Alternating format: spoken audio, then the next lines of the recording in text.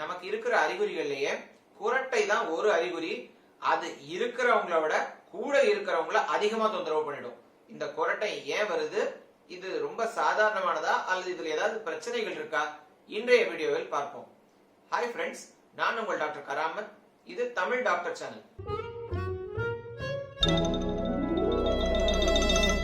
இந்த சேனல்ல வார வாரம் மருத்துவம் சம்பந்தமான ஏதாவது ஒரு விளக்கம் எளிய வீடியோ வாயிலாக வெளியிட்டு வர்றேன். இந்த வீடியோக்களை பார்க்க விரும்பினா இந்த சேனலை சப்ஸ்கிரைப் செய்யுங்க. கூடவே அந்த பெல் வடிவ ஐகானை பிரஸ் செஞ்சீங்கன்னா இந்த வீடியோக்கள் வெளியான உடனே உங்களுக்கு தகவல் வந்து சேரும். இந்த வாரம் நம்ம பார்க்க போற தலைப்பு குரட்டை. இந்த குரட்டை ஏன் வருது? இந்த குரட்டைங்கிறது ஒரு சத்தம் இல்லையா?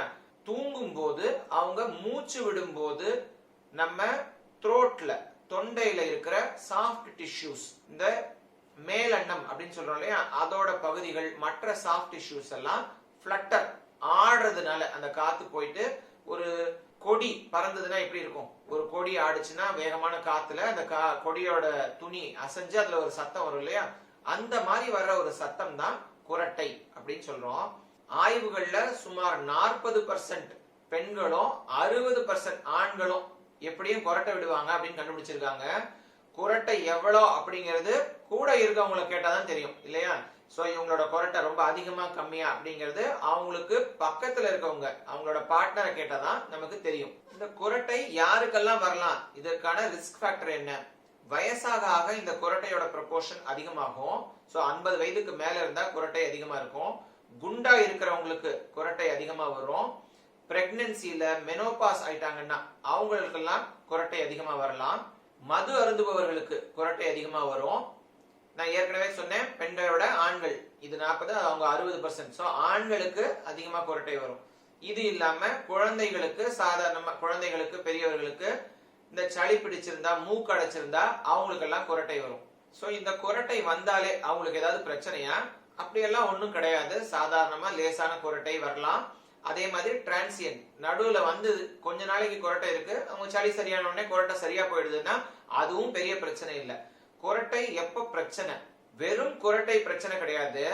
குரட்டையோட சேர்ந்து அவங்களுக்கு நைட்ல தூக்கம் டிஸ்டர்ப் ஆகுது, நடுநடுவுல தூக்கத்துல இருந்து எந்திரிச்சிடுறாங்க, அல்லது திடீர்னு மூச்சு அடைச்ச மாதிரி தூக்கத்துல இருந்து எந்திரிக்கிறாங்க, அல்லது பக்கத்துல இருக்கவங்க பார்த்தா மூச்சு நின்னு போற மாதிரி இருக்கு, கொஞ்ச நேரம் மூச்சு நின்னு போய் கை காலெல்லாம் அசைஞ்சு திடீர்னு மறுபடியும் மூச்சு விட ஆரம்பிக்கிறாங்க.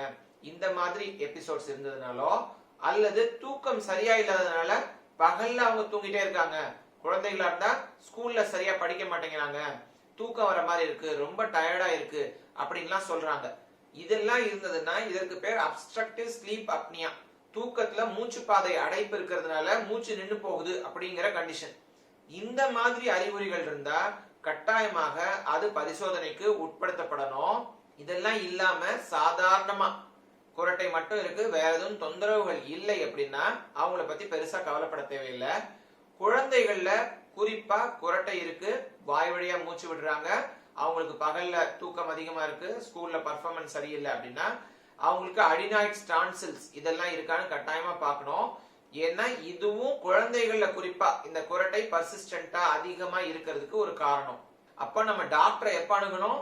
லைட்டான குரட்டை, அப்பப்ப வந்து போற குரட்டை, எதுவும் பிரச்சனை இல்ல. குரட்டை தொடர்ந்து இருந்தாலோ, சிவியரா இருந்தாலோ, அல்லது கூட அவங்களுக்கு நைட் டைம்ல தூக்கத்துல கோளாறுகள் இருந்தாலோ, பகல் டைம்ல அதிகமான தூக்கம் வந்தாலோ, இந்த மாதிரி எந்த அறிகுறிகள் இருந்தாலும் உடனே மருத்துவரை அணுகணும். மருத்துவர் என்ன பண்ணுவாங்க? குழந்தைகள்ல நான் ஏற்கனவே சொன்ன மாதிரி குழந்தைகள் மருத்துவரோ அல்லது இஎன்டி மருத்துவரோ, காது மூக்கு தொண்டை மருத்துவரோ அவங்கள பரிசோதனை செய்து அவங்களுக்கு இந்த அடினாய்ட் டான்சில்ஸ் தொந்தரவு இருந்ததுன்னா அதற்குரிய சிகிச்சை செய்வாங்க. பெரியவங்கள இந்த குரட்டை, இந்த தூக்கத்துல டிஸ்டர்பன்ஸ் இதெல்லாம் இருந்துச்சுன்னா சம்டைம்ஸ் அவங்களுக்கு தூக்கத்தை பற்றிய டெஸ்ட், பாலிசோம்னோகிராஃபி அப்படின்னு சொல்லுவோம். தூக்கத்துல சில லீட்ஸ் மாதிரி உங்களை சுத்தி சில சென்சார்ஸ் வச்சுட்டு உங்க தூக்கத்தை மானிட்டர் பண்ணுவாங்க. இதன் மூலமா உங்க தூக்கம் எப்படி இருக்கு, அது அடிக்கடி மூச்சு நிக்கிற மாதிரி பிரச்சனைகள் இருக்கா அப்படிங்கறதெல்லாம் ஆராய்ந்து அதுல தொந்தரவுகள் இருந்தா அதற்கு ஏற்ற மாதிரி சிகிச்சை கொடுப்பாங்க. சோ இப்ப இந்த குரட்டைக்கு சிகிச்சை என்ன? ஏற்கனவே சொன்ன மாதிரி லைட்டான குரட்டை, விட்டு விட்டு வர குரட்டைக்கு எதுவும் பிரச்சனையே கிடையாது, சிகிச்சை தேவை கிடையாது. இதே குழந்தைகள்ல அடினாய்ட் டான்சில்ஸ் இருந்ததுன்னா, சளி இருந்ததுன்னா சளியை வைத்தியம் பண்ணாலே சரியா போயிட போகுது இல்லையா? அதே மாதிரி அடினாய்ட்ஸ் டான்சில்ஸ் ட்ரீட்மெண்ட்டுக்கு மருத்துவம் வாய்வழி மருந்துகளுக்கு உட்படுத்தப்பட்டும் அது சரியாகல, தொடர்ந்து அவங்களுக்கு தூக்க கோளாறுகள் இருக்கு அப்படின்னா இந்த அடினாய்ட்ஸை ரிமூவ் பண்ண வேண்டி அடினாய்ட் சர்ஜரி செய்ய வேண்டி கூட வரலாம். பெரியவங்களுக்கு இதே குரட்டை தொந்தரவுகள் கூட தூக்க தொந்தரவுகளும் சேர்ந்து இருக்கும்போது மருத்துவம் சரியாகலன்னா அவங்களுக்கு சர்ஜரி ஆபரேஷன் செய்ய வேண்டி வரலாம். இந்த பேலட் சாஃப்ட் பேலட் அப்படின்னு சொல்றோம் இல்லையா, தொண்டைக்கு உள்ள இருக்கிற பகுதிகளில் இருக்கிற டிஷ்யூஸ் அது சாஃப்டா இருந்துச்சுன்னா அதற்கு சர்ஜரி செய்து தீர்வு கொடுக்க வேண்டி வரலாம். ஃப்ரெண்ட்ஸ், இன்னைக்கு நம்ம இந்த கொரட்டையை பத்தி தெரிஞ்சுக்கிட்டோம். இந்த கொரட்டை எப்ப சாதாரணமானது, எப்ப இதை பத்தி சீரியஸான விஷயமா கன்சிடர் பண்ணும் அப்படிங்கறதெல்லாம் பார்த்தோம். இந்த வீடியோ உங்களுக்கு பிடிச்சிருந்தா லைக் செய்யுங்க, இதை உங்க உறவினர்களுக்கும் நண்பர்களுக்கும் மற்றவர்களுக்கும் ஷேர் செய்யுங்க. இதே மாதிரி வீடியோக்களை தொடர்ந்து பார்க்க தமிழ் டாக்டர் சேனலை சப்ஸ்கிரைப் செய்யுங்க. அடுத்த வீடியோவில் சந்திக்கும் வரை நன்றி.